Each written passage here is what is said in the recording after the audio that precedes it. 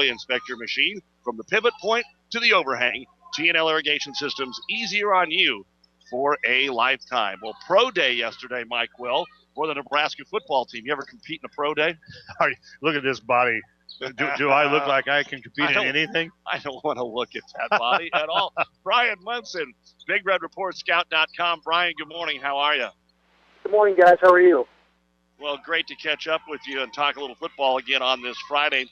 Give me your impressions. We had Rex Burkhead and Will Compton and Kyler Reed and Brett Maher were among those that were working out here in Lincoln yesterday for the Scouts. What did you hear? What did you see? Well, what I've heard, number one, is I think Maher has really cemented himself as being one of the top kickers available in the draft.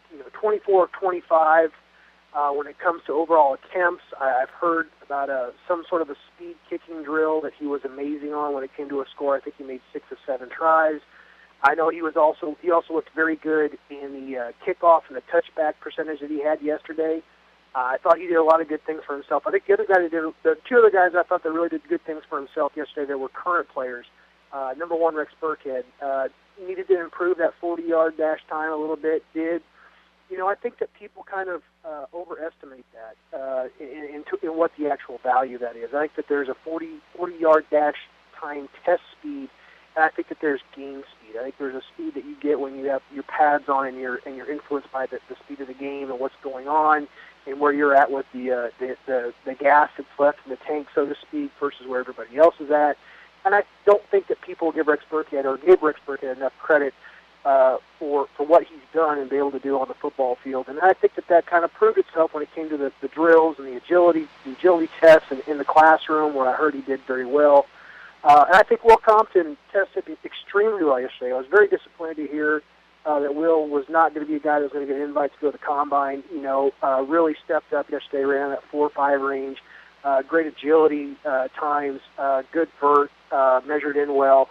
I thought Kyler Reed's vertical jump was very impressive. I thought guys like Choi and Caputo, where they were at bench press-wise, and I think Caputo's weight, when you start talking about a guy that was at 275 that weighed in about 305 or at least over 300 pounds and had been as high as 315, that's a little bit of a sign to those pro coaches that he can carry some additional weight and still look good and move well. So I think that's a good sign for Caputo.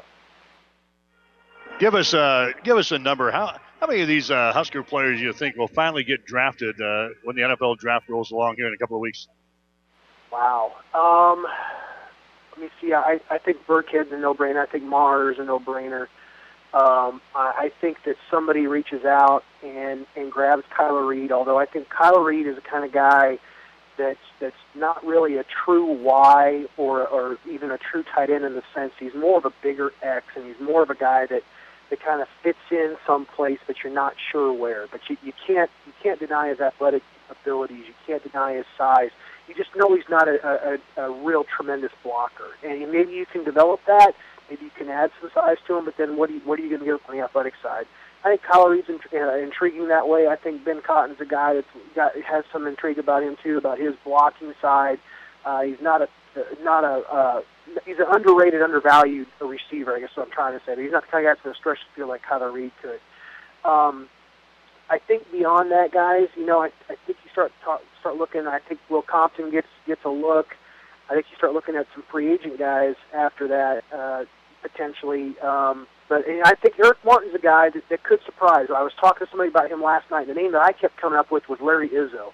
Not sure you guys remember him. Was a linebacker, more of a special team standout that was in Miami and with the Dolphins. And really found a place in the NFL as a guy that was a special teams guy, but it wasn't as a returner. He was more of a wedge buster, do everything, Charlie Hustle. Well, when I think about him and I think about the physical attributes that Larry Izzo had in comparison to Eric Martin, looks better than him every day of the week and twice on Sunday. Eric Martin's the kind of guy that's going to do everything for his football team, go down there and just bust his butt, and Eric Martin can do that. I think Eric Martin's going to get a look, even though I'm not sure. He trimmed down to about 232 yesterday, so it looks like he's maybe leaning more towards being that kind of guy that could be like a walk-up outside 3-4 linebacker, as opposed to a guy that's going to put his hand in the dirt and get after the quarterback a lot off the edge. Man, doesn't everybody wish they could just trim down to 232? And at this point, Bryan Munson, I just want you to know there is a Rocky Eisenhart sighting here, Ben's father. So I just had to throw that out at the state tournament. Let's get back to Husker football a little bit. Now that they're in spring practice, where are we at that recruiting-wise? They put some more offers out, but it would seem that the coaching staff right now has to be more worried about what's going on in Lincoln as opposed to outside of Lincoln. How do they balance both of those? Well, you still have to balance it. That's the key. I mean, the balance has to be there to where you're not spending equal time, because let's be real. I mean, you're going out there, you're doing install packages. You're worried about guys getting them out there, getting them involved. You want to give another guy a different look. You want to give a guy another look that's in another scenario. You're starting to get into these base installs. But what you can't get away from is the business that's away from the football field. And Nebraska has been very, very active with trickling out these offers. And I mean, you can kind of get the sense, guys, by watching the news a little bit, 3-4 new offers seem to be popping up every single night. And I think that this is the right time. You're looking for a little bit of a crescendo here coming into the spring game. The spring game is a huge recruiting tool for the Nebraska coaching staff when it comes to having some sort of another game day atmosphere that they can sell to recruits. And when you think about the things that you can sell to the Nebraska recruits, consecutive sellouts, the facilities, the tradition. When it comes to game day, though, and when you want to get a guy in on a Saturday, and you want to show him 87,000, fans in a sea of red, and they're going to see that, when it comes to just a glorified scrimmage. And hopefully the weather's a little bit better this year than what it was last year, of course. But I think what it comes down to is, Nebraska's trying to find those guys that can get in for spring game. And I think also like what Ross Ells came up with last year when you start talking about Big Red Weekend, which was a middle June date last year, which kind of coincided with summer practice or summer camps and stuff like that. I think that they will start, there'll be another list of offers that go out there sometime after the spring game, trying to get guys set up for another type of a junior day that will come sometime in that June time frame.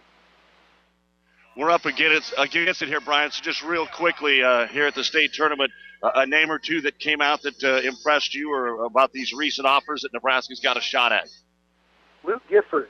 This is a guy from Lincoln Southeast. Now, a little bit surprised that he got an offer so early. Not surprised that he got an offer, though, all entirely. Very athletic guy, about a 6'3", 195-pound guy that runs in that 4-5 range, plays safety for Lincoln Southeast. Really, really like his range as a safety, but you look at this guy, and you just see a guy that has this frame that you don't know where it's going to end. You don't know if he's going to be a 200, 205-pound safety. You don't know if he's going to be a 220, 225-pound outside linebacker. And from talking to Gifford earlier this week, Nebraska hasn't ruled out the idea entirely that he could be a Kyler Reed kind of wide receiver / tight end. That we're looking for that speedy Y guy or a guy that's more of a U or an H or whatever position is they want to kind of line him up at. That Gifford could be that guy that gets in there and puts on 35 pounds. It comes in at 230, 235, and it's still in that high 4.5, low 4.6 range, and really athletic. He's got a tremendous frame. I love this film. And I think that's a guy that when it's all said and done, guys, I believe he becomes the first commitment in the Nebraska class. All right, Bryan. Hey, we always appreciate you keeping us up to date what's going on with Big Red football, and enjoy the weekend. Thanks for giving us some time on the Doug and Daddy Show. You guys do the same. Have a good one.